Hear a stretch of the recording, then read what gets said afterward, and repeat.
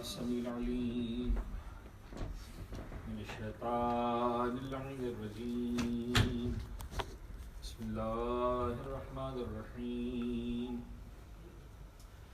الحمد لله الذي علا في توحده ودنا في تفرده، الذي بعد فلا يرى وقرب فشهد النجوى، والصلاة والسلام والتحية والإكرام على أشرف الأنبياء والمرسلين حبيب إله العالمين سيدنا ونبينا أبي القاسم محمد اللهم صل على محمد وعلى وعلى أهل بيته الطيبين الطاهرين المعصومين المنتجبين، لا سيما على بقية الله في الأرضين وحجته على العالمين، واللعن الدائم على أعدائهم ومنكري فضائلهم وغاصبي حقوقهم أجمعين، من يوم ظلمهم وغصبهم وعداوتهم إلى يوم الدين. بسم الله الرحمن الرحيم. اللهم كن لوليك الحجة ابن الحسن صلواتك عليه وعلى آبائه في هذه الساعة وفي كل ساعة وليا وقائدا وناصرا ودليلا وعينا حتى تسكنه أرضك طوعا وتمتعه فيها طويلا.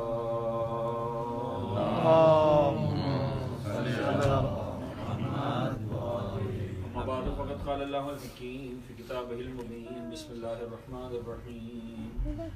ذلك ومن يعظم شعائر الله فإنها من تقوى القلوب.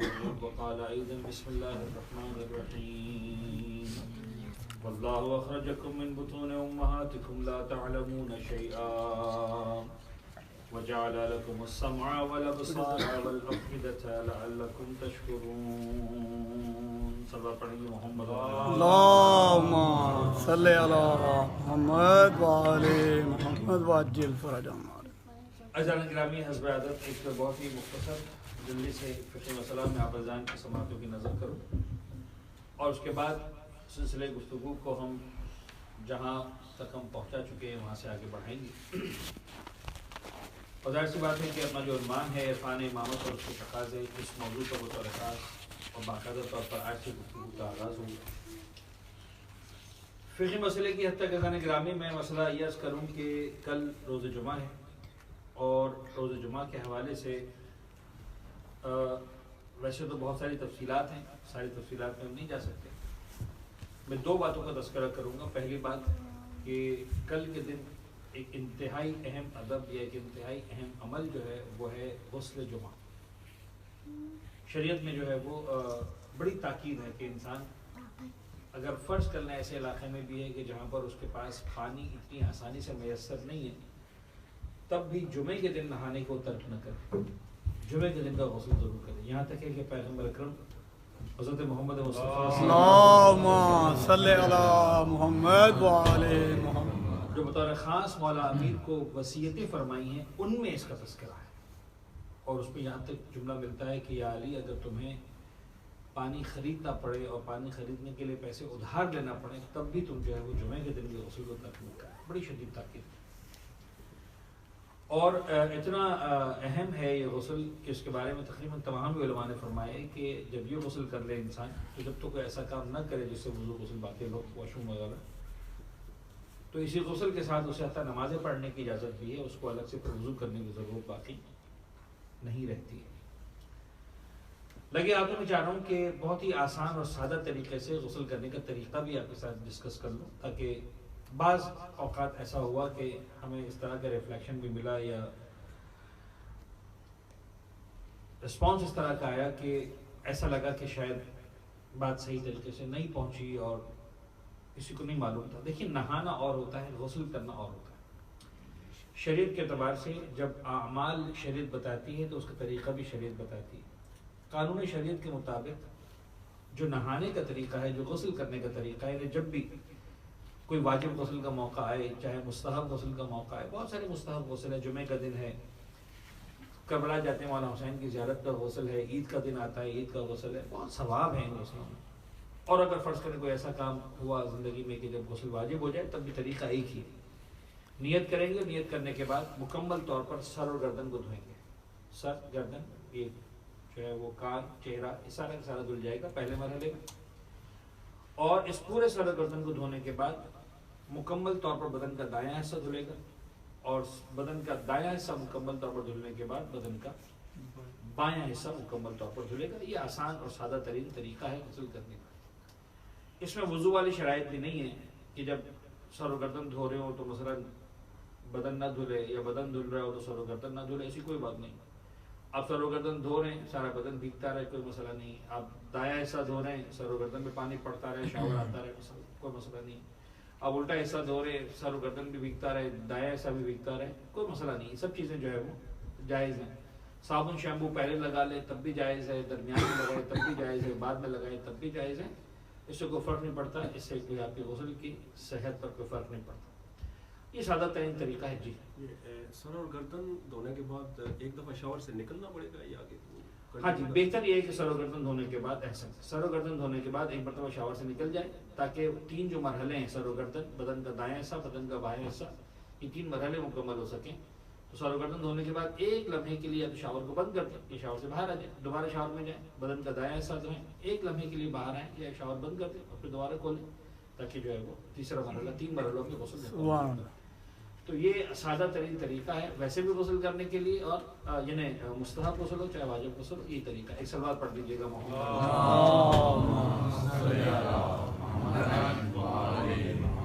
اور دوسری بات ایزان گرامی میں آپ کی خدمت میں عرض کروں کہ کل چونکہ جمعہ کا دن ہے، تو ظاہر سی بات ہے کہ ایک انتہائی اہم نماز ہے نماز جمعہ. اور نماز جمعہ اگرچہ ائمہ طاہرین کے دور میں یا پیغمبر کے دور میں تو یقیناً واجب ہو جائے گی ہر فرد کے اوپر، لیکن غیبت کے دور میں جو ہے وہ زمانے کے امام جب پردہ غیبت میں، تو اس کو واجب تخیری کہا گیا. اس وقت جو موجودہ مراجعین ہیں، مثلا آیت اللہ سیستانی وغیرہ، یہ تمام مراجعین جو ہے وہ اس کو واجب تخیری مانتے ہیں. تخیری ماننے کا مطلب یہ ہے کہ آپ کو اس بات کی اجازت ہے جمعے کے دن کہ نماز جمعہ پڑھیں یا نماز ظہر پڑھیں.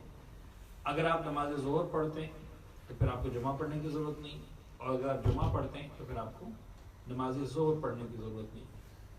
تو واجب تخیری ہے، یعنی اختیار ہے آپ کو کہ آپ کو اسی نماز میں پڑھ سکتے ہیں.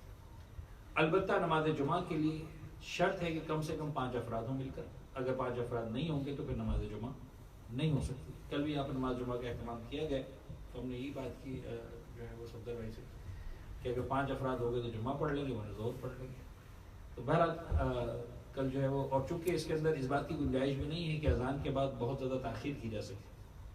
تقریباً 11:40 پر اذان کا وقت ہے، تو انشاءاللہ 11:45 پر جو ہے وہ ہم اس نماز جمعہ کے سلسلے کا یا خطبوں کا آغاز کر دیں گے. جو مومنین شرکت کرنا چاہیں وہ وقت کی پابندی کے ساتھ شرکت بھی فرمائیں. تو خیر یہ نماز جمعہ ہو گئی، یہ بھی ایک اہم عبادت ہے. اور نہیں پڑھ سکے تو پھر ٹھیک ہے، نماز ظہر پڑھ لیں گے. ایک سلوات پڑھ دیجیے گا محمد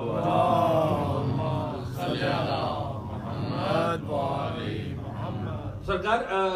2 دن سے ہمارے گفتگو چل رہی تھی، اور جس چیز کو میں سمجھ رہا تھا کہ صرف تمہید کے طور پر صرف ایک ہی مجلس میں اس عنوان کو مکمل کر دوں گا، اور اس کے بعد اپنے اصل عنوان پر یعنی عرفان امامت کے عنوان پر آ جاؤں گا. لیکن آپ عزیزان کا استقبال، آپ عزیزان کے سوالات، آپ عزیزان کے فیڈ بیکس،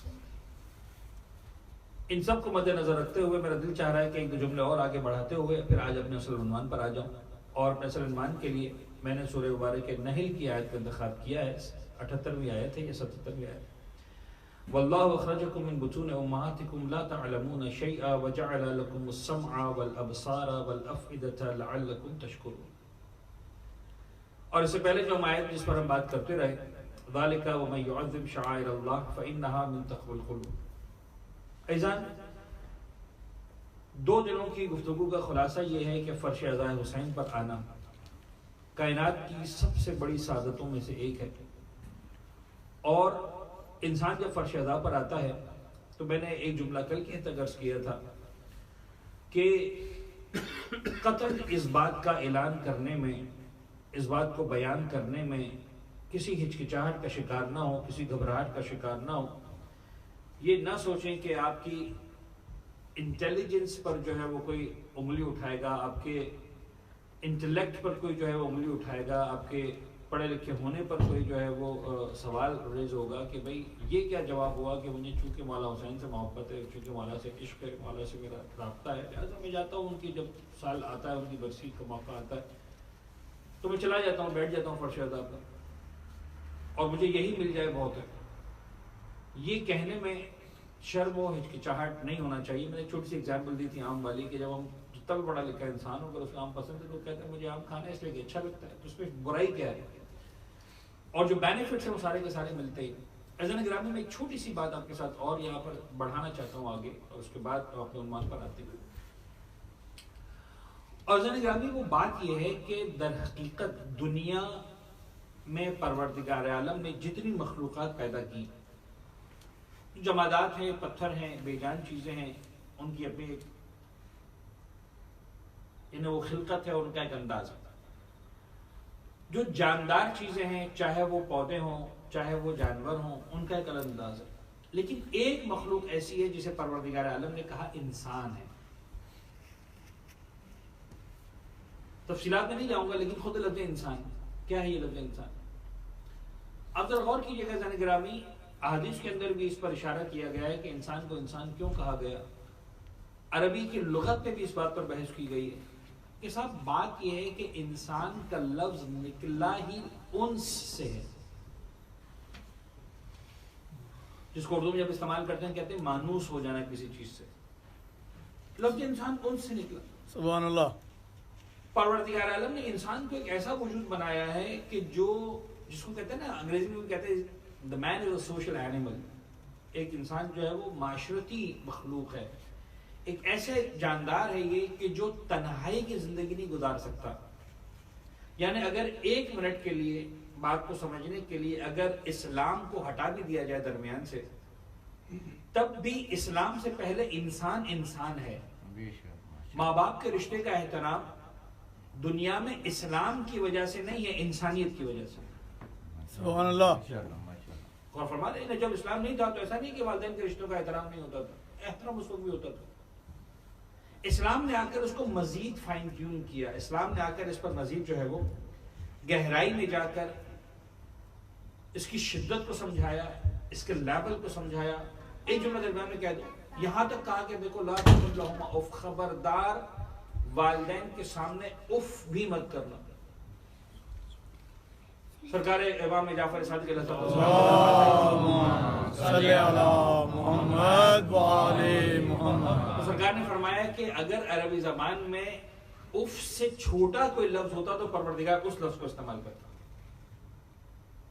یعنی جب ماں باپ کی بات آ جائے اور ماں باپ کوئی ایسی بات کر دیں کہ جو آپ کو پسند نہیں ہے، آپ کو اچھی نہیں لگتی، آپ کا دل نہیں چاہتا، آپ کو مزہ نہیں آتا، آپ کو سمجھ میں نہیں آتی، تو انسان جب احترام کرتا ہے تو خاموش ہو جاتا ہے کہ ٹھیک ہے، ماں نے کہہ دیا، بابا نے کہہ دیا، کوئی بات نہیں.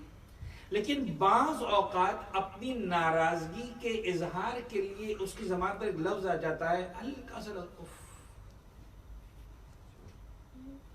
یہ چھوٹا سا اف کچھ بھی نہیں ہے.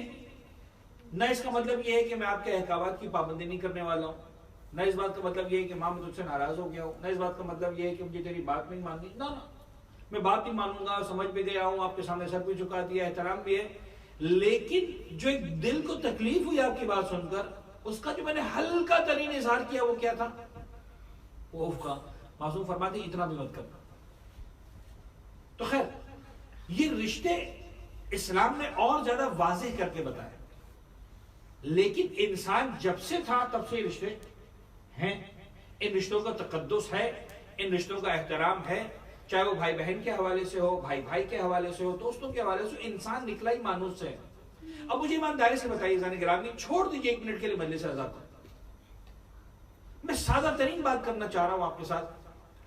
مجھے ایمانداری سے بات کر بتائیے گا کہ آپ اپنی زندگی گزارتے ہیں، یہاں پر آپ جاپان میں زندگی گزار رہے ہیں، آپ نے وطن عزیز میں، پاکستان میں، ہندوستان میں زندگی کے بہت سارے ایام گزارے ہیں، کوئی 10 سال گزار کر آیا، کوئی 15 سال گزار کر آیا، کوئی 20 سال گزار کر آیا، کوئی 25 سال گزار کر آیا پاکستان سے۔ تو کبھی ایسا ہوا کہ نہیں ہوا کہ آپ کے کسی عزیز دوست کے یہاں کسی کا انتقال ہو گیا؟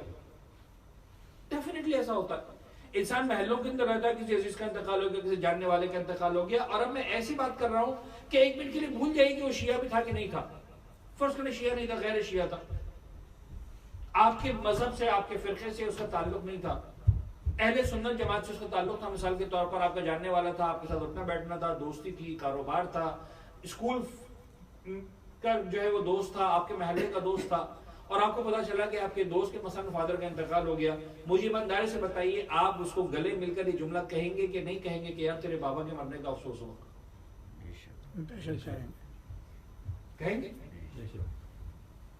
ایک منٹ کے لیے بات کو اور آگے بڑھائیے، فرض کریں جس علاقے میں آپ رہتے ہیں وہاں پر مثال کے طور پر جو آپ کے بلڈنگ کا، جو آپ کے علاقے کا چوکیدار تھا وہ نان مسلم تھا، کرسچن تھا مثال کے طور پر، ہندو تھا مثال کے طور پر، اور سالوں سے وہ آپ کے گھر کی چوکیداری کر رہا ہے، آپ کے علاقے کی، محلے کی چوکیداری کر رہا ہے، ہر آنے جانے والے کا جان پہچان ہے، وہ آپ سے آتے ہوئے گریٹ کرتا ہے، جاتے ہوئے گریٹ کرتا ہے، آپ سے بات ہوتی رہتی ہے، آپ اس کی مدد کرتے رہتے ہیں، وہ آپ لوگوں کا کام کرتا ہے، اس کی جاننے والے کا انتقال ہو گیا، اس کی ماں کا انتقال ہو گیا، اس کے باپ کا انتقال ہو گیا، مثلا ہندو تھا، مثلا کرسچن تھا، مجھے ایمانداری سے بتائیے آپ کا روز کا لینا دینا اس کے ساتھ ہے، روز کا اٹھنا بیٹھنا اس کے ساتھ ہے، روز کا آنا جانا اس کے ساتھ ہے، اس سے بھی مخاطب ہو کر کہیں گے کہ نہیں کہیں گے کہ یار تیرے بابا کے مرنے کا افسوس ہو؟ بالکل کہیں گے۔ نان مسلم، مسلمان ہی نہیں ہے، بھول جائے شیعہ سننے کی بات، غیر مسلم کا بھی ایک انتقال ہو گیا اور آپ کو پتا چلا اور آپ کا کنیکشن ہے۔ آپ ایسا ایک جملہ مجھے کہنے دیجئے، میں چاہ رہا ہوں اس بات کو پوری طرح سمجھا دوں۔ جس انسان کا جتنا زیادہ کنیکشن ہوتا ہے دکھ اسی اعتبار سے ہوتا ہے۔ سبحان اللہ، بے شک۔ غور فرمائیں، جتنا کنیکشن ہوگا، جتنا کم کنیکشن ہوگا اتنا کم دکھ ہوگا، جتنا زیادہ کنیکشن ہوگا اس کا زیادہ دکھ ہوگا۔ اب جو وہ مثال کے طور پر غیر مسلم، وہ ہندو، وہ عیسائی، وہ جب درد کو محسوس کرے گا اپنے باپ کے لیے وہ 100% ہے، لیکن آپ جو درد محسوس کر رہے ہیں وہ کتنا ہے؟ 100% ہے۔ آپ کی حالت وہی جو اس کی ہے؟ obviously not، وہ والی حالت نہیں آپ کی۔ 50% ممکن ہے نہ ہو، 25% شاید 25% بھی نہ ہو۔ آپ تو خالی ایک منٹ کے لیے رکیں گے، گلے سے لگائیں گے، بھائی افسوس ہوا، گھر میں چلے جائیں گے اور گھر میں جا کر آپ اسی طرح سے کھائیں گے پیئیں گے مزے سے، آپ کو کوئی افسوس نہیں ہوا۔ یعنی شاید وہ اس کا افسوس اگر 100% تھا تو آپ کا افسوس 1% ہو اس میں سے۔ وہ اسی لمحے کے لیے جب آپ اس سے مل رہے ہیں، جب آپ اس کو گلے لگا رہے ہیں، اس وقت آپ ہنسیں گے نہیں، اس وقت آپ مسکرائیں گے نہیں، اس وقت آپ کا چہرہ تھوڑا سا سیریس کر لیں گے، اس کو مخاطب کر کے کہیں گے یار افسوس ہوا، تیرے بابا کا سایہ سر سے اٹھ گیا، ہمیں دکھ ہوا۔ کیوں دکھ ہوا؟ ایمانداری سے اپنے دل کو ٹٹول کر دیکھیں آپ کو دکھ ہوا ہے کہ نہیں ہوا؟ تو جواب یہ کہ دکھ نہیں ہوا۔ آپ کو کیا دکھ؟ آپ کو جاننا پہچان، آپ اس کو پہچانتے نہیں، اس کے باپ کو، اچھا انسان تھا، برا انسان تھا، کیا کرتا تھا، کیا نہیں کرتا تھا، آپ جانتے ہی نہیں ہیں، اس کے باوجود آپ کہہ رہے ہیں دکھ ہوا۔ تو یہ جھوٹ نہیں ہے، یہ سچ ہے۔ یہ سچ کیسے میں سب سمجھانا چاہ رہا ہوں، وہ سچ ایسے ہے کہ دیکھ میں تیرے باپ کو نہیں جانتا، میں تیرے باپ کو نہیں پہچانتا، میرا تیرے باپ سے کوئی تعلق نہیں ہے، لیکن میرا تجھ سے تعلق ہے۔ سبحان اللہ، میرا تجھ سے تعلق ہے۔ اچھا میرا تجھ سے تعلق کیسا تعلق ہے؟ تو میرا باپ ہے؟ نہیں۔ میرا بھائی ہے؟ نہیں۔ میرا دوست ہے؟ نہیں۔ میرا عزیز رشتہ دار ہے؟ نہیں۔ تیرا میرا تعلق بھی کوئی بہت گہرا تعلق نہیں ہے۔ تو ایک امپلائی ہے، مزدور ہے، مزدوری کرتا ہے، کام کرتا ہے، چوکیداری کرتا ہے۔ تیرا میرا تعلق صرف اتنا ہے کہ میں بھی ایک انسان ہوں، تو بھی ایک انسان ہے۔ میں جب آ رہا ہوتا ہوں اپنے محلے کی چوکیداری پہ تجھے دیکھتا ہوں، جب گھر سے نکل رہا ہوں محلے کی چوکیداری پہ تجھے دیکھتا ہوں، روز تیرا میرا آمنا سامنا ہوتا ہے، اتنا تعلق میرا اور تیرا ہے۔ اس تعلق کے حوالے سے جتنا کمزور تیرا اور میرا تعلق ہے، اسی تعلق کی بنیاد پر جو تجھے دکھ دیا ہے، جو تجھے دکھ ملا ہے، جو تیری آزمائش ہے، جو تیرا امتحان ہے، تیرے عزیز کا انتقال ہوا، بابا کا یا تیری ماں کا یا تیرے اور عزیز کا، تو جو تجھے دکھ ہوا اس تیرے اور میرے رشتے کی حد تک جتنا رشتہ تھا اتنا دکھ کا حصہ میرے پاس بھی ہے. وہ ختم ہو گئی. آپ نے دیکھا ہوگا کسی کا انتقال ہوتا ہے، جو گھر کے بچے ہوتے ہیں اگر پردیس میں بھی ہوں ایک ہفتے کے لیے آ جاتے ہیں کہ نہیں آ جاتے؟ گھر میں رہتے ہیں، دور شہر سے ہوتے آ جاتے ہیں. ان کا غم اور طرح کا غم ہے. جو دور کا رشتہ دار ہوگا مثال کے طور پر اتنا قریب کا نہیں ہوگا، تھوڑا سا دور کا ہوگا، ممکن ہے وہ ایک دن آ کر گھر میں رہے. کوئی اور دور کا رشتہ دار ہوگا، وہ کیا کرے گا؟ وہ گھر میں آ کے نہیں رہے گا، وہ گھنٹے 2 گھنٹے 3 گھنٹے آپ کے ساتھ رہے گا، غسل کفن میں شریک ہوگا، دفنانے میں شریک ہوگا، نماز جنازہ میں شریک ہوگا، خدا سے کر کے چلا جائے گا. 4 گھنٹے 5 گھنٹے آپ کا تعلق ہوگا. ہر انسان کا ایک لیول کا تعلق ہوتا ہے. بس گرامی سمجھانا یہ ہے کہ فرش عزائے حسین ابن علی ہم اس لیے بچھاتے ہیں کہ ہم بتانا چاہتے ہیں کہ مولا ہمارا آپ سے تعلق ہے. ختم ہو گئی بات. یعنی اگر میں اپنے باپ کا فرش عزا بچھاؤں، یعنی میرے باپ کی برسی ہو اور میں اپنے بھائیوں سے کہوں، اپنی بہنوں سے کہوں کہ بھائی آ جانا گھر میں، بابا کی برسی ہے، تو میں آپ لوگوں کو تو نہیں بلاؤں گا. اگر میرے بابا کے انتقال کو 10-15 سال ہو گئے تو میں آپ لوگوں کو نہیں بلاؤں گا. میرے گھر میں پروگرام ہوگا چھوٹا سا، ہم بیٹھیں گے، بھائی بہنیں بیٹھیں گے، بات کریں گے، بابا کو یاد کریں گے، سورہ فاتحہ پڑھیں گے، یاسین پڑھیں گے، کھانا نہ کھائیں گے، گھر چلے جائیں گے. خدا نہ خواستہ آپ کے گھر میں کسی عزیز کا انتقال ہو گیا ہوگا تو آپ اپنے بھائی بہنوں کو جمع کریں گے. یہی ہوگا کہ نہیں ہوگا؟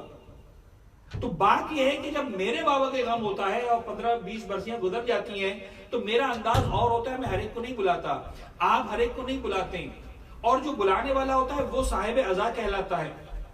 عزیزان گرامی، یہ مولا حسین ابن علی کا کمال ہے. ابھی بات کہنے دیں مجھے، یہ مولا حسین ابن علی کا کمال ہے کہ عاشور کے دن میرا مولا ہر ماننے والے کو اجازت دیتا ہے کہ تم سینہ تان کر کہو میرے حسین کی شہادت ہوئی ہے. میں آپ کی بات سمجھاؤں. آپ فقہ مسائل کے اندر آ کے دیکھیں، فقہ مسائل کو چھوڑیں، معاشرت دنیا کے اندر دیکھیں. جب پہلے بھی کسی کا انتقال ہو جاتا تو لوگ کیا کرتے ہیں؟ دریا بچھا کے بیٹھ جاتے ہیں. ایسا ہی ہوتا ہے کہ نہیں ہوتا؟ دریا بچھا کے بیٹھ جاتے ہیں، لوگ بیٹھے ہوتے ہیں، 10-15-20 لوگ بیٹھے ہوئے ہوتے ہیں. اب آپ کو کیسے پتا چلے مجھے کس کو جا کے پرسہ دینا ہے، کس کے عزیز کا انتقال ہوا؟ پوچھنا پڑتا ہے. ایک زمانہ تھا، بلکہ وہ آداب کا اگر خیال رکھا جائے تو آج بھی آپ کو اندازہ ہو جائے گا جو سب سے زیادہ رو رہا ہوگا، جو سب سے زیادہ اداس ہوگا، سمجھ میں آ جائے گا کہ اس کے عزیز کا انتقال ہوا، تو آپ بھی جا کر اسے بغیر کسی سے کچھ پوچھے جا کر پرسہ دے دیں گے. وہ صاحب عزا ہے، اس کے عزیز کا انتقال ہوا. آپ گرامی ذرا غور کیجئے، عاشور کے دن ہم کس کو پرسہ دیتے ہیں؟ ہم سب ایک دوسرے کو پرسہ دے رہے ہوتے ہیں. ہم سب ایک دوسرے کے گلے مل کر یہ کہہ رہے ہوتے ہیں عظم اللہ اجورنا و اجورکم. یعنی آداب یہی ہے. جس طرح کسی کے باپ کے جنازے پر اسے گلے لگ کر پرسہ دیا جاتا ہے، جس طرح کسی کے بھائی کے جنازے کو اٹھاتے وقت اس بھائی کے گلے لگ کر پرسہ دیا جاتا ہے، میں تیرے غم میں شریک ہوں، مولا حسین کے غم میں سب ایک دوسرے کو پرسہ دو. اس لیے کہ آج کوئی صاحب عزا نہیں اور تم میں سے ہر ایک صاحب عزا ہے. تم کہہ سکتے ہو میں نے مولا حسین کی شہادت ہوئی. تو ذہنی گرامی، ہم فرش عزا بچھاتے ہی اس لیے ہیں کہ ہمارا تعلق ہے فاطمہ زہرا سے، ہمارا تعلق ہے مولا حسین سے، ہمیں عشق ہے اہل بیت اطہار سے.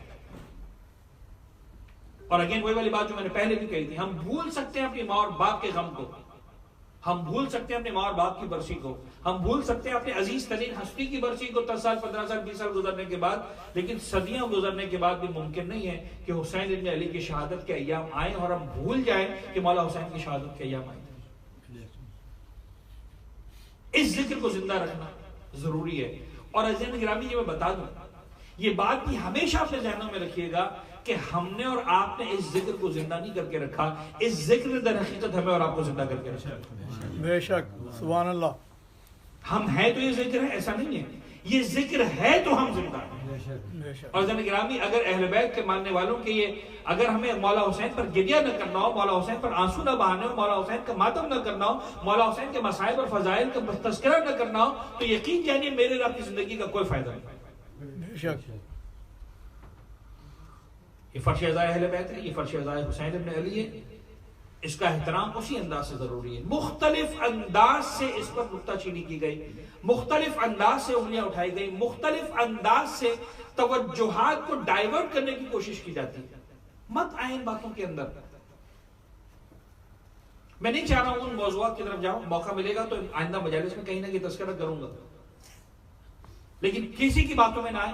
فرش شہزائے حسین، مولا حسین کے فضائل کو سنانے کے لیے، تعلیمات اہل بیت اطہار کو سنانے کے لیے، ان کے مصائب کا تذکرہ کرنے کے لیے، اور شہزادی کو ان کے لال کا پرسہ دینے کے لیے، اور خدا کرے کہ جب تک زندہ رہیں اسی انداز سے ہم مولا کے فضائل و مناقب پڑھتے رہیں، مولا کے مصائب کا تذکرہ کرتے رہیں، اور بی بی کو ان کے لال کا پرسہ دیتے رہیں. ایک سلوات پڑھ دیجیے گا.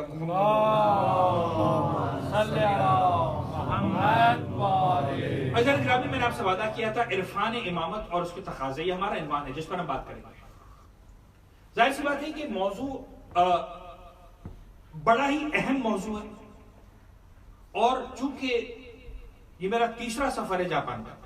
ابازجان کے ساتھ بیٹھنے کا موقع ملا پچھلے سالوں میں، بہت ساری باتیں ہم نے کی، بہت ساری باتیں آپ سے سنی، بہت ساری باتیں ہم نے دیکھی. میرا دل چاہتا ہے کہ اس موضوع پر ہم بات کریں تاکہ اور زیادہ پکے طریقے سے عزیزان گرامی، خدا کا شکر ہے میں یہاں پر آتا ہوں، مجھے خوشی ہوتی ہے کہ اہل بیت اطہار سے مودت، محبت اور عقیدت کے اعتبار سے پختہ لوگ یہاں پر موجود ہیں، محبت کرتے ہیں اہل بیت اطہار سے. اتنے کم افراد کے اندر، جہاں اتنی چھوٹی جو ہے وہ کمیونٹی ہو، اس کے اندر اتنے نواخان مل جائیں، اتنے زیارت کرنے والے مل جائیں، اتنے حج اور عمرہ کرنے والے مل جائیں، واقعی بڑی بات ہوتی ہے. پروردگار آپ لوگوں کو سلامت رکھے، اور خدا کرے اسی انداز سے آپ دین پر عمل بھی کرتے رہیں، دین کا پرچار بھی کرتے رہیں، اور دین کو ایک دوسرے کو بتاتے رہیں، ایک دوسرے کی مددگار بھی بنتے رہیں. امامت کا عنوان اہم ترین عنوان ہے، عرفان امامت. لیکن عزیزان گرامی، میرا دل چاہتا ہے میں سمجھاؤں عرفان امامت پورے عالم اسلام میں واحد اہل بیت اطہار کے ماننے والے شیعہ اثنا عشری فرقہ و فرقہ ہے. یہ مذہب و مذہب ہے جو امامت کی اس انداز سے بات کرتا ہے جس انداز سے کوئی بات نہیں کرتا. سبحان اللہ.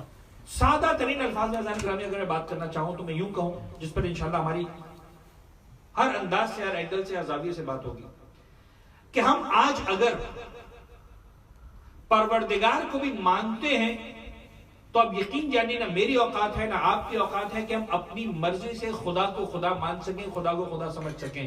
ہم مانتے ہیں تو اس خدا کو مانتے ہیں جس کے بارے میں محمد ابن عبداللہ نے کہا کہ یہ خدا ہے، یا علی بن ابی طالب نے کہا کہ یہ خدا اللہم صلی اللہ ایک صلوات پڑھے بابا زبر اللہم صلی اللہ محمد وآل محمد. سبحان اللہ. ہماری کیا اوقات ہے کہ ہم خدا کو پہنچیں؟ یعنی خدا کی قسم درمیان سے اگر پیغمبر کی ذات کو نکال دیا جائے، ائمہ طاہرین کی ذوات مقدسہ کو اگر درمیان سے نکال دیا جائے،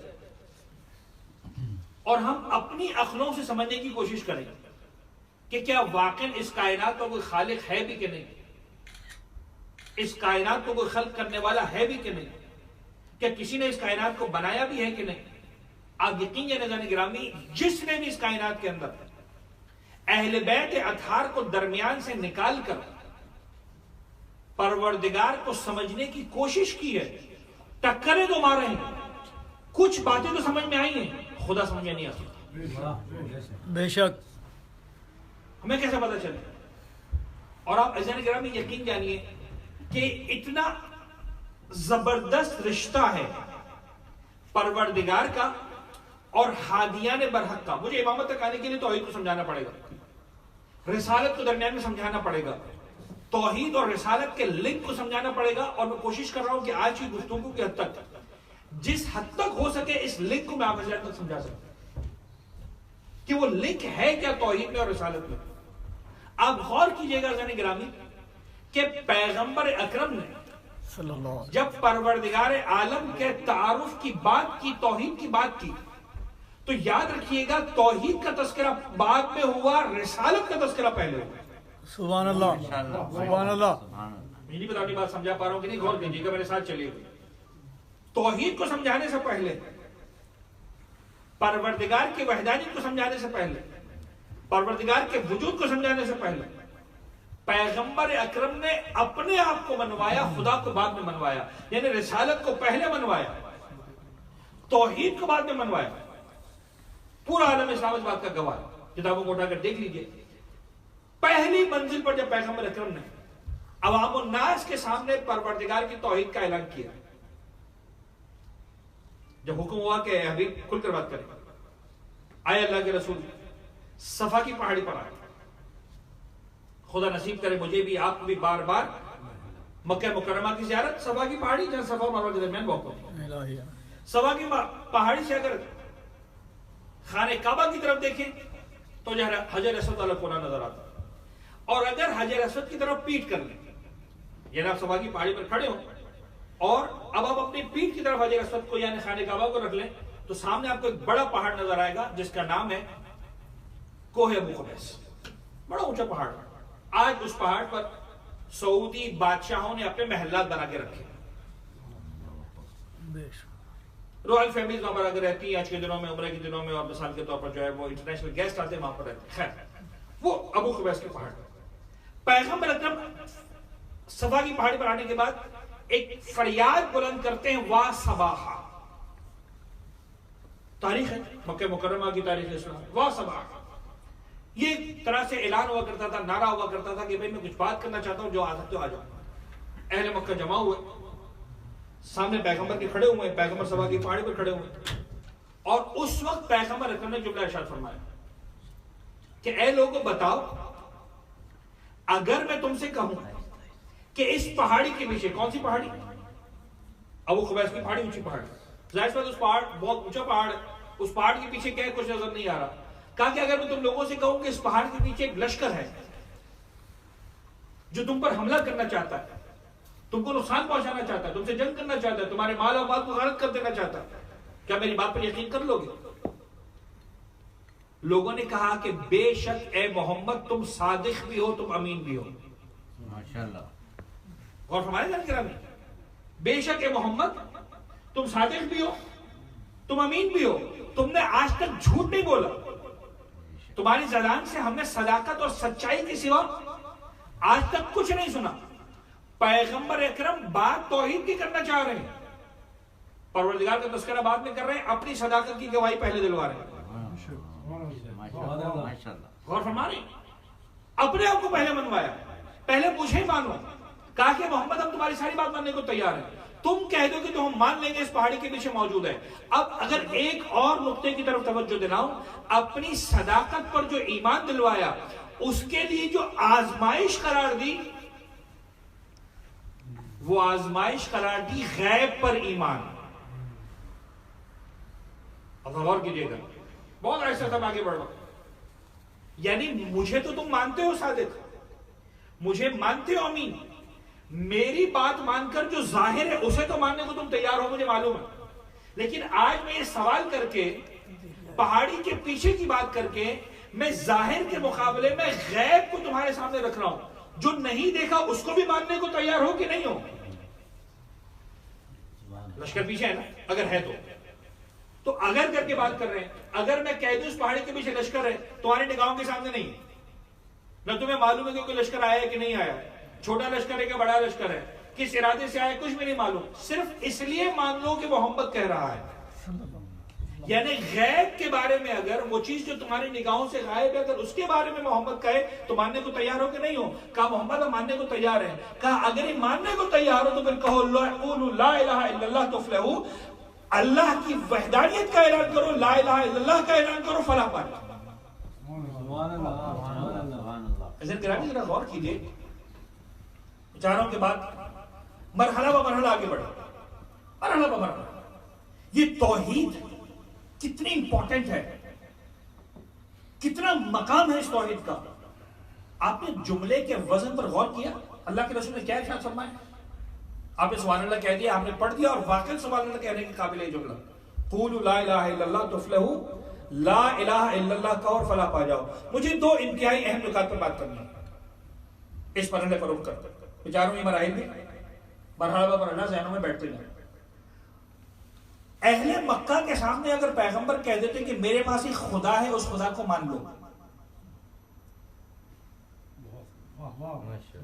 غور کیجیے. اگر پیغمبر فرماتے میرے پاس ایک خدا ہے، بڑا اچھا خدا ہے، رحمان ہے، رحیم ہے، ستار العیوب ہے، رزاق ہے، غفار ہے، بہت اچھا خدا ہے، مان لو اس خدا کو. اہل مکہ کو 1% بھی پرابلم نہیں تھا. خدا کرے بھی بات اس طرح سے پہنچا پاؤں جس طرح سے پہنچانا چاہتا ہوں. 1% بھی پرابلم نہیں تھا کفار مکہ میں. اس لیے کہ پیغمبر اکرم جس دور میں آنکھ کھولی ہے پیغمبر اکرم نے، مشرکین مکہ، میں لفظ استعمال کیا مشرکین مکہ، کفار نہیں کہہ رہا ہوں، مشرکین کہہ رہا ہوں، یہ تو تھے ہی شرک میں مبتلا، بت پرستی میں مبتلا. سینکڑوں کی تعداد میں بت تھے جن کو مانتے تھے، سینکڑوں کی تعداد میں خدا تھے جن کو مانتے تھے، لات کو مانتے تھے، عزا کو مانتے تھے، حبل کو مانتے تھے، نہ جانے کس کس کو مانتے تھے. محلے کا الگ خدا، خاندان کا الگ خدا، گھر کا الگ خدا، ماں باپ کا الگ خدا، سسرال کا الگ خدا، روزی کا الگ خدا، ہر چیز کے لیے الگ الگ خدا. سینکڑوں خداؤں کو ماننے والے تھے. بعض کتابوں نے لکھا ہے کہ خانہ کعبہ کے اندر 360 بت موجود تھے. جو 360 کو مانتے ہو انہیں 361 ماننے میں کیا پرابلم ہے؟ غور فرمایا جان گرامی. اللہ کے رسول نے کہا قولوا لا الہ الا اللہ تفلحون. مجھے 2 نکات پر بات کرنی. پہلا نکتہ، پیغمبر نے یہ نہیں کہا کہ مان لو کہ وہ خدا ہے، پیغمبر نے کہا یہ کہو کہ لا الہ الا اللہ، کوئی خدا نہیں ہے سوائے میرے خدا. سبحان اللہ. کوئی خدا، صرف یعنی دیکھیں اب جو اہل ادب بیٹھے تو میں ایک نقطے کی بات کرتا ہوں، اور ایک پتہ نہیں عجیب بات ہے، نقطہ آتا ہی با کے اندر ہے. واہ واہ واہ واہ واہ واہ واہ واہ، سبحان اللہ سبحان اللہ. سادہ سی بات ہے، اللہ سبحان اللہ سبحان اللہ. یعنی مشرکین مکہ یہ کہہ رہے تھے کہ ہم تمہارے خدا کو بھی ماننے کو تیار ہیں. محمد ہی کہہ رہے تھے میرے خدا کو ہی مانو. سبحان اللہ سبحان اللہ سبحان اللہ سبحان اللہ. وہ کہہ رہے تھے بھی مانیں گے، محمد کہہ رہے تھے ہی، میرے خدا کو ہی مانو، باقی کسی کو مت مانو. اور میرے خدا کو ماننے کے لیے کام کرنا پڑے گا، وہ کام یہ کرنا پڑے گا باقی سارے خداؤں کا انکار کرنا پڑے گا. عزیزان گرامی، کسی کو ماننے کو کہتے ہیں تولا، انکار کو کہتے ہیں تبرہ.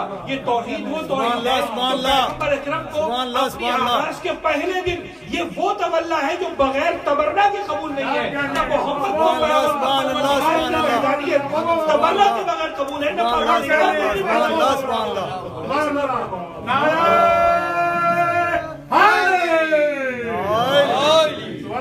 نعرہ تکبیر، اللہ اکبر، نعرہ تکبیر، اللہ اکبر، نعرہ رسالت، یا رسول اللہ، نعرہ رسالت، یا رسول اللہ، نعرہ حیدری، حیدری، شنود محمد وآل محمد بلند تر صلوات والے محمد. تبرہ کے بغیر تو توحید کیا کہنے کے رسالت کیسے مکمل ہو جائے گی، محمد کیسے مکمل ہو جائے گی، دین کیسے واہ واہ مکمل واہ، ہو جائے گی؟ سبحان اللہ سبحان اللہ. لا الہ الا اللہ. یعنی مولا کہہ رہا کہ موسیٰ کہتا ہے بڑی مختصر باتیں، چھوٹی چھوٹی باتیں بچوں کے لیے ذہن میں رہ جائے، چھوٹے چھوٹے واقعات ہیں. کسی نے پوچھا یا علی مجھے بتائیے وہ کون سا کلمہ ہے جس کا آدھا 100% کفر ہے باقی سارا 100% اسلام ہے؟ امام علی نے کہا کلمہ لا الہ الا اللہ. سبحان اللہ سبحان اللہ. کہ اگر کہتے ہو لا الہ، یہ 100% کفر ہے، کوئی خدا نہیں ہے، یہ کفر ہے. الا اللہ 100% ایمان ہے. سبحان اللہ. سبحان اللہ، سبحان اللہ. لا الہ الا اللہ، یہ تبرہ لا الہ، ہر جھوٹے خدا کی نفی ہوگی. تو جب توحید کی بات آتی ہے تو ہر جھوٹے خدا کی نفی ہوتی ہے. جب نبوت کی بات آتی ہے تو ہر جھوٹے نبی کی نفی ہوتی ہے. جب امامت کی بات آتی ہے تو ہر جھوٹے امام کی نفی ہوتی ہے. سبحان اللہ سبحان اللہ سبحان اللہ. اللہم صلی علی محمد وآل محمد. نعرہ حیدری، یا علی یا علی مدد حق حیدر. بس گفتگو کو سبحان اللہ سبحان اللہ. ایک یہ نقطہ جس کی طرف توجہ دلانا تھی، پیغمبر نے پہلے دن اعلان کیا. اب میں توحید کو سمجھاؤں گا کل کی گفتگو میں، اس لیے کہ اب دامن وقت تو گنجائش نہیں ہے کہ توحید پر گہرائی میں جا کر بات ہو سکے. مجھے اندازہ ہے موضوع مشکل ہے، اور توحید کا جو لیول مجھے اپنے سامعین کو دینا ہے، مجھے بہرحال اس تک آنا پڑے گا، تھوڑی سی محنت کرنا پڑے گی، اور آپ عزیزان ساتھ دیں گے انشاءاللہ اس کو ہم ڈیولپ کریں گے. اور دوسری بات جو اس لا الہ الا اللہ تفلحون کے اندر چھپا ہوا پیغام، وہ پیغام کیا ہے؟ آپ اس جملے کے وزن کو دیکھیں. قولوا لا الہ الا اللہ، اگلا لفظ پیغمبر کا ہے تفلحون. لا الہ الا اللہ کہو اور فلاح اللہ پا جاؤ. سبحان اللہ. ختم ہو گئی بات. اب میں ایک سوال آپ سے عرض کرنا چاہ رہا ہوں، میں بھی چاہ رہا ہوں کہ اس نقطے تک لاؤں جہاں تک میں آپ کو لانا چاہ رہا ہوں، جو پہنچانا چاہ رہا ہوں. فرض کر لیں اس مجمع میں ایک ایسا انسان ہے جس کی ساری زندگی کفر میں گزری، گناہوں میں گزری، اللہ کے احکامات کی نافرمانی میں گزری، ہر طرح سے اس نے گناہ کیا، ہر طرح سے نافرمانی کی، ہر طرح سے معصیت کی. اس دن پیغمبر کی بات مانی، اس نے کہا لا الہ الا اللہ، سچائی کے ساتھ پیغمبر اکرم کے اس پیغام پر ایمان لے آیا، فرض کرتے ہیں، اور اگلے دن مر گیا، سبحان اللہ. سبحان اللہ. جنتی ہے جہنمی ہے؟ یہ سرکار جنتی ہے ہے نا جنتی، کیونکہ ایمان لے آئے. اس لیے کہ پیغمبر اکرم نے اس وقت کچھ نہیں مانگا، سبحان اللہ. سبحان اللہ. ایک شرط مانگی ہے، لا الہ الا اللہ کہو، سبحان اللہ. ختم ہو گئی بات. سبحان اللہ. رسول اللہ نے اپنی یعنی اس پیغام میں جو فلاح کی جو قیمت رکھی ہے بہت سمپل رکھی ہے. بابا فلاح صرف ایک بات پر ملنی ہے، قولوا لا الہ الا اللہ، بس ختم، اور کچھ نہیں چاہیے مجھے. لا الہ الا اللہ کہو، فلاح پا جاؤ. سبحان اللہ. سبحان حضرت اللہ. گرامی آپ یقین جانیے، مکہ کے مشرکین کے لیے بہت مشکل تھا، جتنا ہمارے لیے آسان ہے لا الہ الا اللہ کہنا. ہمارے تو بچے کی گھٹی کے اندر ہے لا الہ الا اللہ محمد رسول اللہ علیہ ولی اللہ. آپ بچے کو پوچھیں اس کو معلوم ہے، لیکن اہل مکہ کے لیے ناممکن تھا لا الہ الا اللہ کہنا، اس لیے کہ اللہ کو کہنا آسان تھا، لا الہ کہنا مشکل تھا. تولہ آسان تھا، تبرہ مشکل تھا. سبحان اللہ. سبحان اللہ. بہت اعلیٰ. بہت اعلیٰ. سارے خدا جس کو آج تک مانا ہے اس کی نفی کر دیں، آسان نہیں تھا. پیغمبر نے کہا یہ کرو گے تو فلاح پا جاؤ گے. اور فرمانے اب چونکہ ہمارا عنوان ہے، 2 منٹ کے لیے مجھے اجازت دیجیے گا کہ میں اس موضوع کو یہاں پر آ کر مکمل کروں اور پھر مسائل پر آ جائیں. تاریخ عصمت میں، معصومین کی تاریخ میں 14 معصومین ہیں. 2 ہی ہستیاں ہیں کہ لفظ صادق جن کے ساتھ لگا ہوا ہے. سبحان اللہ. ایک پیغمبر اکرم میں صادق سبحان اللہ. اور ایک ہمارے امام جعفر صادق چھوٹے علیہ امام. السلام. حالانکہ سب کے سب صداقت کے اعلیٰ ترین معیار پر ہیں. بے شک. ہوتا کون امام کے بارے میں کہنے والا کہ وہ اعلیٰ معیار پر ہیں، میری اوقات کیا ہے؟ وہ عین صداقت ہے. بے شک. وہ جو طاہرکم تذکرہ کی منزل والی صداقت لے کر آئے ہوئے ہیں. بے شک. پروردگار نے عطا کی ہے، نوازا ہے اس صداقت سے ان کو. لیکن 2 ہستیاں ایسے ہیں جن کا نام صادق ہے. یہ صادق اول ہے جو اتنا بڑا اناؤنسمنٹ دے رہا ہے، قولوا لا الہ الا اللہ تفلحوا. کچھ نہیں چاہیے، صرف لا الہ الا اللہ کہہ دو فلاح پا جاؤ. ایک یہ انداز ہے. اور جو صادق ثانی ہے، سبحان اللہ.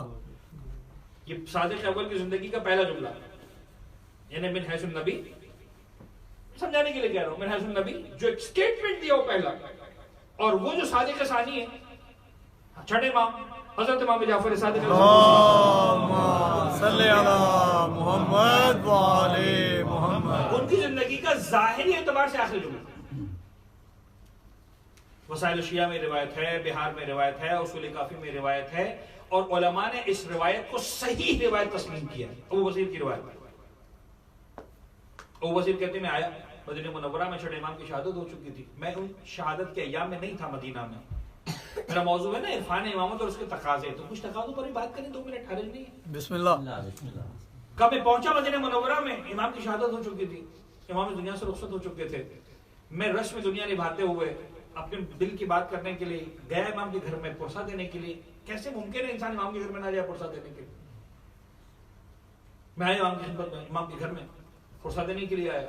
خواتین تھیں، ام حمید گھر کی خاتون ہے جو ام ولد ہیں، وہ سامنے آ کر بیٹھی. میں نے پرسہ دیا، کیا ام حمید مولا دنیا سے رخصت ہو گئے، غم ہے، دکھ ہے، آنسو ہیں، تکلیف ہے.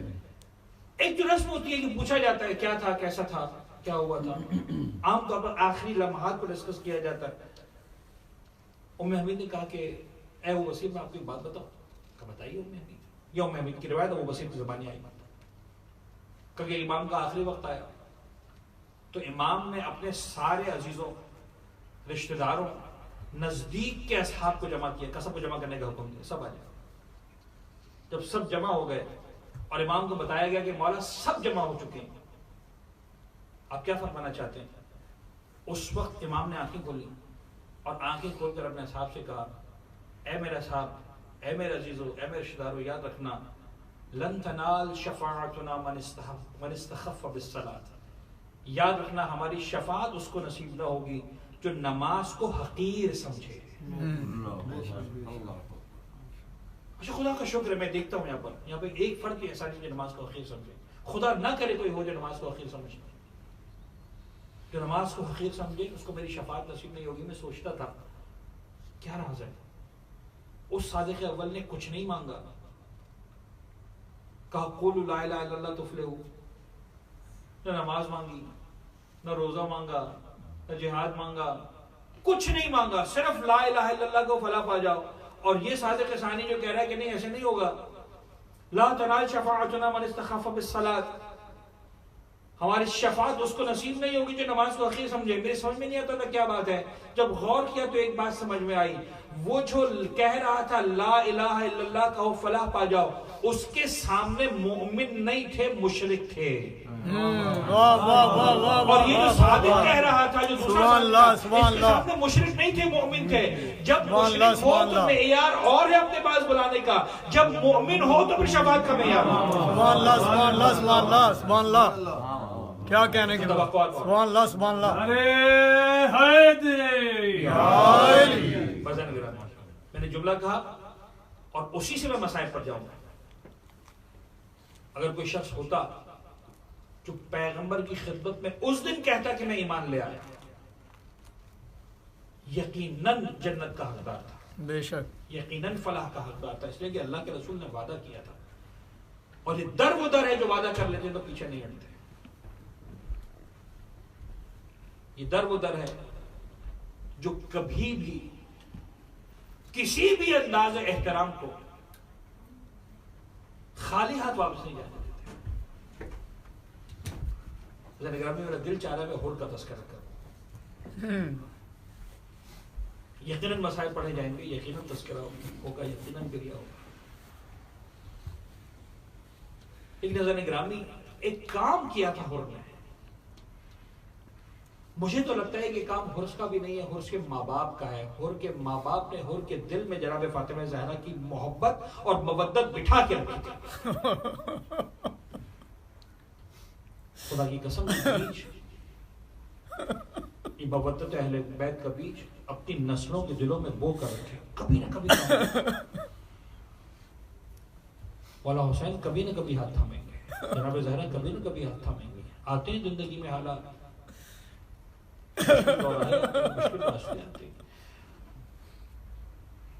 وہ وقت آیا کہ جب مولا حسین اور حر کے لشکر کا آمنا سامنا۔ عجیب ہے ذرا گرامی، خدا کی قسم، جناب حر کے مصائب، جناب حر کا انداز۔ کہتے ہیں کہ جب وہ وقت آیا کہ جب حر کا لشکر مولا حسین کے لشکر کے سامنے کی طرف آ رہا، ابھی لشکر آیا نہیں ہے سامنے سے، مولا حسین علم امامت سے سب کچھ جانتے ہیں۔ روایات میں ہے کہ عباس سے کہا عباس لشکر والوں سے کہو پانی کی مشکوں کو تیار رکھیں، ہمارا مہمان آنے والا ہے۔ اچھا ہمارا مہمان آنے والا ہے۔ کچھ دیر گزری، دور سے ایک لشکر آتا ہوا دکھائی دیا، اور جب نزدیک آیا وہ لشکر پتہ چلا حر ابن یزید ریاحی کا لشکر ہے۔ ایسا جب حر کا لشکر نزدیک آیا، آتے ہی اندازہ ہو گیا دیکھ کر اس لشکر کو کہ پیاسا ہے لشکر، اس کو پانی نہیں ملا۔ میں کیسے عرض کروں مقاتل کے جملے؟ میرے مولا نے کہا حر باقی ساری باتیں بعد میں ہوں گی، تم پیاسے ہو، مہمان بن کر آئے ہو، سب سے پہلے تمہاری پانی سے نوازو، پانی پلائے۔ ایک کے بعد ایک حر کو پانی ملا، سارے سرداروں کو ملا، ایک ایک سپاہی کو ملا۔ راوی کہتا ہے میں دیکھ رہا تھا ہر کی فوج میں ایک سپاہی ایسا تھا جو کمزور تھا، اس کا ہاتھ لرز رہا تھا، اسے یقین نہیں آ رہا تھا کہ جس سے ہم لڑنے کے لیے آ رہے ہیں وہ ہمیں پانی پلا رہا ہے، اس کے ہاتھ کہاں پر رہے تھے۔ میرے مولا حسین نے دور سے دیکھا، ایک مرتبہ اپنے گھوڑے سے نیچے تشریف لاتے ہیں، فاطمہ زہرا کا لال ساقی کوثر کا لال آگے بڑھتا ہے اور اس سپاہی کے پاس جا کر کہتا ہے سپاہی تجھے کس نے کہا کہ تجھے پانی نہیں پلائیں گے، تو آرام سے پانی بھی جتنا پی سکتا ہے۔ میں ساقی کوثر کا لال پانی پینے سے فارغ ہو، نماز کی باری آئی، امام نے کہا ہو تو نماز پڑھ لے، ہم نماز پڑھ لے اس کے بعد بات کرتے ہیں۔ کہا مولا کیسے ہو سکتا ہے آپ کے ہوتے ہوئے ہم نماز پڑھائیں؟ میرے مولا نماز پڑھاتے، ہور اور اس کا لشکر نماز میں شریک ہوتا ہے، اور اس کے بعد اب جب آگے بڑھنے کی باری آئی، اب مذاکرات ہو رہے ہیں، اور ہور کہہ رہا ہے کہ میں آپ کو جانے نہیں دوں گا۔ میرے مولا کہتے ہیں ہور تو چھوڑ دے، ہم جائیں گے اندر راستے پر، تو اپنے راستے پر جا۔ کہا نہیں میں آپ کو نہیں چھوڑ سکتا ہوں۔ اور یہ کہتے کہتے اس نے میرے مولا حسین کے لگام فرس پر ہاتھ ڈالا۔ بازار نگران جب یہ منظر میرے مولا نے دیکھا، ہور کی اتنی جرأت دیکھی، بے اختیار میرے مولا کی زبان پر ایک جملہ آیا، سکلت کا امو کا یا ہور، ہور تیری ماں تیرے ماتم میں بیٹھے۔ ایسا نگران عربی زبان کے اعتبار سے، عربی ادب کے اعتبار سے، تہذیب کے دائرے میں جو سخت ترین جملہ کہا جا سکتا ہے میرے مولا نے ہور کو کہا، سکلت کا امو کا یا ہور، ہور تیری ماں تیرے ماتم میں بیٹھے۔ ہور نے مرتبہ ایک لمحے کے لیے غیث کے عالم میں سر کو جھکایا، سر کو اٹھایا، آنکھیں سرخ ہو رہی ہیں، آنکھوں سے آنسو جاری ہیں، تڑپ کر کہتا ہے مولا حسین آپ نے میری ماں کا نام لے لیا، لیکن میں کیا کروں، آپ کی مادر گرامی تو وہ ہے، میں جب تک وضو نہ کروں زبان پر لفظ نہیں جا سکتا۔ بس یہی احترام تھا فاطمہ زہرا کا، اتنا سننا تھا۔ جیسے ہی ہر نے کہا نا کہ مولا آپ کی مادر گرامی تو وہ ہے کہ جن کا نام میں وضو کیے بغیر زبان پر نہیں رہ سکتا۔ قریب میں ابو الفضل عباس کھڑے تھے، ایک مرتبہ قبضہ نیام پر ہاتھ ڈالا، تلوار کا قبضہ ہاتھ میں پکڑا، تڑپ کر کہتے ہر ذرا اتنا بتا تو کس کی ماں کا نام لینے کی بات کر رہا تھا؟ مولا حسین نے عباس سے کہا عباس یہ غضب کا وقت نہیں ہے، غضب کا وقت نہیں ہے۔ ہور پیچھے ہٹ گیا، آگے نہ بڑھ سکا، میرے مولا کا لشکر چلا، ہور کا لشکر ساتھ ساتھ چلا۔ ہور ذمہ دار ہے مولا حسین کے کربل میں پہنچنے کا، ہور ذمہ دار ہے ساری اطلاعات پہنچانے کا۔ اور 2 محرم کو میرے مولا کا قافلہ کربلا کے میدان میں پہنچ گیا، خیمے لگائے گئے، دن گزرتے گئے، ایک کے بعد ایک دن گزرے، 7 محرم کا دن آیا، میرے مولا کے لشکر پر پانی بند کر دیا۔ اور اب بھی سمجھ رہا تھا کچھ نہ کچھ معاملات طے پا جائیں گے، کچھ نہ کچھ مذاکرات طے ہو جائیں گے، اور یہ بات جنگ و جدال تک نہیں پہنچے گی، قتل و قتال تک نہیں پہنچے گی، یہاں تک کہ عاشور کا دن آ گیا۔ صبح عاشور نمودار ہونے والی تھی، رات کے سناٹے میں ہر کے بیٹے نے دیکھا ہر تڑپ رہا ہے، ہر ٹہل رہا ہے، سو نہیں پا رہا، آرام نہیں کر پا رہا۔ بیٹا آپ کے پاس آتا ہے، بابا میں آپ سے بات پوچھنا چاہتا ہوں، عرب کے بہادروں میں آپ کا نام آتا ہے، سامنے چھوٹی سی فوج ہے، گنتی کے سپاہی ہے، آپ کیوں گھبرا رہے ہیں؟ آپ نے بڑی بڑی جنگوں میں حصہ لیا۔ اور کہتا ہے میرے بیٹے دیکھنا چاہتا ہے تیرا باپ کیوں پریشان ہے؟ کہا بابا یقیناً سمجھنا چاہتا ہوں کیوں پریشان ہے۔ کہا چلو میرے ساتھ چلو۔ رات کے سناٹے میں ہر اپنے بیٹے کو لے کر چلا، مولا حسین کے لشکر کے اتنا نزدیک آیا، آواز آ سکتی تھی، کہنے لگا بیٹا مجھے بات بتا، تیرے کانوں میں آواز کچھ آ رہی ہے؟ کہا ہاں بابا آ رہی ہے۔ کیا آواز آ رہی ہے؟ کہا بابا میرے کانوں میں حسین کے چھوٹے چھوٹے بچوں کی العطش العطش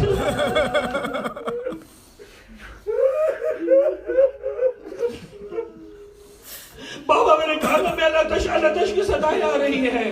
کہا بیٹا تجھے معلوم ہے اس العطش کی صداؤں کا ذمہ دار تیرا باپ ہے۔ بیٹے نے جملہ سنا، ایک مرتبہ سمجھ گیا۔ کہا بابا کیا ارادہ ہے؟ کہا بیٹا میں فاطمہ زہرا کو کیا منہ دکھاؤں گا کربلا کے اندر؟ کہا بابا جو فیصلہ آپ کا ہمیں منظور ہے۔ ایک مرتبہ اور واپس اپنے لشکر میں آیا، تیار ہو کر مولا حسین کے لشکر کی طرف جانا چاہتا ہے۔ بیٹا ساتھ ساتھ چلا، باپ اور بیٹا دونوں ساتھ ساتھ چلے۔ جب چلنے لگے مولا حسین کے لشکر کی طرف، کچھ آگے پہنچے اور نے ایک مرتبہ کہا بیٹا میرے لال میں گناہگار ہوں، میں مجرم ہوں، میں چاہتا ہوں مولا کی خدمت میں ایسے جاؤں کہ جیسے قیدیوں کو لے کر جایا جاتا ہے، جیسے مجرم جایا کرتے ہیں۔ بیٹے نے کہا بابا کیا کرنا چاہتے ہیں؟ کہا بیٹا میں اتنا چاہتا ہوں میرے ہاتھ پر سے گردن سے اس طرح باندھ دے جیسے قیدیوں کے ہاتھ باندھتے ہیں۔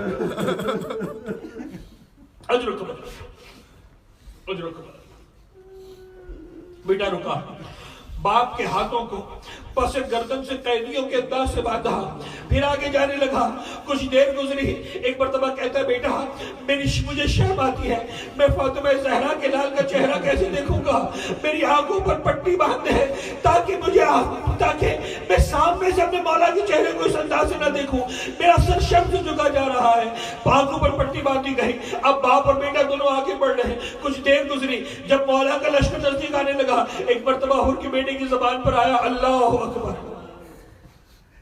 جیسے کہا اللہ اکبر، اور کہتا ہے بیٹا تو نے تکبیر کی آواز کیوں بلند کی؟ کہا بابا میں نے دیکھا کہ شہزادہ ابو الفضل عباس آپ کے استقبال کے لیے آ گئے۔ مولا حسین نے آقا عباس کو آپ کے استقبال کے لیے بھیجا ہے۔ کچھ اور آگے بڑھے، ایک مرتبہ پکار کر کہا اللہ اکبر اللہ اکبر۔ کہا بیٹا تو نے 2 تکبیریں کیوں کہی؟ کہا شبیہ رسول علی اکبر فرزند حسین علی اکبر آپ کے استقبال کو آ رہے ہیں۔ اور آگے بڑھا، مولا حسین کے وجود کی گرمی محسوس ہونے والی تھی، مولا حسین کے وجود کی خوشبو محسوس ہونے والی تھی۔ بیٹے کی زبان پر آیا اللہ اکبر اللہ اکبر اللہ اکبر۔ بیٹا 3 مرتبہ تکبیر، مولا حسین استقبال کے لیے آقا حسین آپ کے استقبال کے لیے آ رہے ہیں۔ مولا حسین کے وجود کی خوشبو کو محسوس کیا، پسے گردن سے ہاتھ بندھے ہوئے تھے، آنکھوں پر پٹی بندھی ہوئی تھی، مولا کے وجود کو محسوس کیا، اپنے آپ کو مولا حسین ابن علی کے قدموں پہ گرا دیا، ایک جملہ کہا اے مولا حسین مجھے اتنا بتائیے کیا مجھ جیسے انسان کا گناہ معاف ہو سکتا ہے؟ کیا حر جیسے گناہگار کا گناہ معاف ہو سکتا ہے؟ مولا حسین جھکتے ہیں، حر کو اٹھاتے ہیں، سینے سے لگاتے ہیں، اے حر تیری ماں نے تیرا نام صحیح رکھا تھا، تو دنیا میں بھی حر ہے، تو آخرت میں بھی حر ہے، تجھے دنیا میں بھی آزاد کیا، آخرت میں بھی ہم نے تجھے آزاد کیا، اے حر ہم نے تیرے گناہ کو معاف کیا۔ استقبال مکمل ہوا، تکبیر کی صدایں حسین کے لشکر میں بلند ہوئی، جناب زینب نے جناب فضہ کو بھیجا، حر بیٹھا ہے مولا حسین کے ساتھ، ایک عجیب جملہ فضہ نے آ کر کہا اے فضہ، جناب حر نے حر کو آ کر جناب فضہ نے جملہ کہا اے حر علی کی بیٹی نے تجھے سلام کہلایا ہے، اور ایک جملہ کہا ہے حر جب تو دشمن بن کر آیا تھا علی کی بیٹی نے تیرے لیے پانی کا انتظام کیا تھا، آج مہمان بن کر آیا ہے، اتنی غریب ہو گئی علی کی بیٹی۔ اجرکم اللہ، آج اتنی غریب ہو گئی علی کی بیٹی، تیرے لیے پانی سے اہتمام نہیں کر سکتی، پانی کے ذریعے تیرا استقبال نہیں کر سکتی۔ انہوں نے کہا مولا مجھے معاف کیجئے، اتنا مشکل وقت آ گیا، ارے فاطمہ زہرا کی بیٹیاں ہم غلاموں کو سلام بھجوائے، مولا مجھے میدان جنگ میں جانے کی اجازت ہے، بلکہ نہیں مولا مجھ سے پہلے میرے بیٹے کو میدان جنگ میں جانے کی اجازت ہے، میرا بیٹا پہلے شہید ہوگا۔ میرے مولا نے حر کے چہرے کو دیکھا اور کہا حر آج قربانی کا دن ہے، جا تیرے بیٹے کو میدان میں جانے کی اجازت تھی۔ بیٹا گیا، بڑی شان کے ساتھ لڑا، لڑتے لڑتے ایک وقت آیا جب ایک مرتبہ پکار کر کہا السلام علیکم یا ابا، بس میرا آخری جملہ ہے، ایک مرتبہ پکار کر کہا السلام علیکم یا ابا، بابا میرا آخری سلام قبول کریں۔ حر نے جوان بیٹے کا آخری سلام سنا، برداشت نہ کر سکا، بے اختیار گھوڑے پر بیٹھا، اپنے بیٹے کے جنازے کی سراہنے پہنچنا چاہتا ہے۔ 3 دن کا بھوکا نہیں ہے، 3 دن کا پیاسا نہیں ہے، کوئی تکلیف برداشت نہیں کی ہے، لیکن جب بیٹے کے سراہنے پہنچا عجیب منظر دیکھا، وہ جو 3 دن کا بھوکا اور پیاسا والا ہے،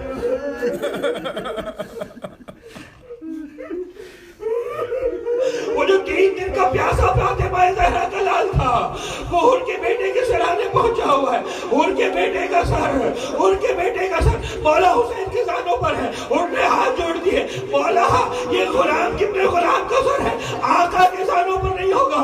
حسین بن علی نے کہا نہیں حر تیرے بیٹے کا سر ہمارے زانوں پر رہے گا۔ ایک وقت آیا، بیٹے نے جام شہادت نوش کیا، جنازے کو اٹھانے کی باری آئی، حر نے کہا مولا مجھے اجازت دیجیے میں اپنے بیٹے کے لاشے کو اٹھاؤں۔ میرے مولا نے حر کو دیکھا، تڑپ کر ایک جملہ کہا حر کیسی بات کرتا ہے، کیا آپ جوان کے لاشے کو کبھی بوڑھا باپ اٹھائے؟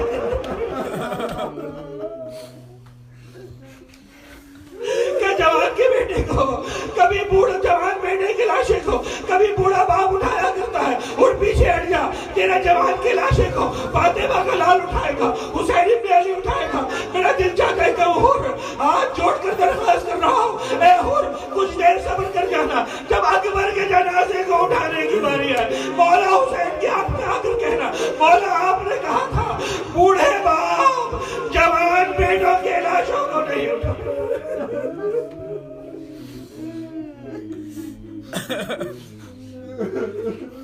اسے علم الذین قال محمد پالنے والے ہمارے اس قلیل کا وصول کو غم محمد و آل محمد کے سوا کوئی غم ہماری زندگی میں شامل نہ، ہمارے ناسوں کو رومال حضرت زہرا میں جگہ عنایت فرما، پالنے والے محمد و آل محمد کا واسطہ۔ جہاں جہاں دنیا میں عزادار ہے، جہاں جہاں فرش عزا میں ہر عزادار کی، ہر فرش عزا کی حفاظت فرما۔ معبود عشق و محبت و مودت اہل بیت آن بآن ہمارے دلوں میں اضافہ فرما، اہل بیت اطہار کے دشمنوں کی نفرت آن بآن ہمارے دلوں میں اضافہ فرما۔ معبود محمد و آل محمد کا واسطہ، عشق و مودت اہل بیت کی امانت ہمارے پرکھوں نے، بزرگوں نے، علماء اور مراجعین پوری دیانتداری سچائی کے ساتھ ہم تک منتقل کی، اسی دیانتداری اور سچائی کے ساتھ اپنی آئندہ نسلوں تک منتقل کرنے کی ہم سب کو توفیق عنایت فرما۔ ہم سب کے رزق حلال و طیب میں کثرت و برکت و وسعت عنایت فرما۔ جو مقروض ہیں بالخصوص مورد نظر ان کے قرضوں کو غیب سے ادا فرما، بے اولادوں کو اولاد صالحہ عنایت فرما، جو صاحب اولاد انہیں بہترین تربیت کرنے کی توفیق عنایت فرما۔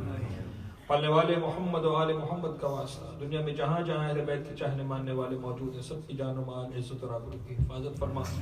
قلب ناظرین امام زمانہ کو ہم سے راضی و خوشنود فرما، ہماری گناہگار آنکھوں کو مولا کے دیدار سے منور فرما، اپنی آخری حجت امام اسرف الزمان کے ظہور میں تعجیل فرما۔ ربنا تقبل منا انک انت السمیع العلیم، ما کرنا وصلی اللہ علیہ وسلم۔